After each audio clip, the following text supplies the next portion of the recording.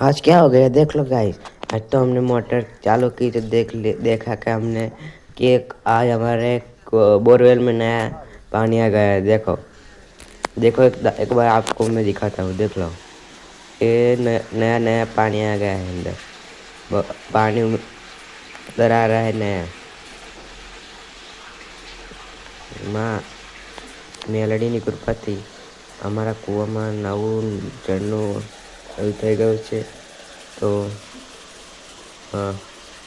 જય માં મેલડી।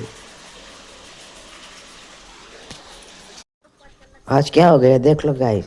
आज तो हमने मोटर चालू की तो देखा कि हमने कि आज हमारे बोरवेल में नया पानी आ गया है। देखो देखो एक बार आपको मैं दिखाता हूँ, देख लो।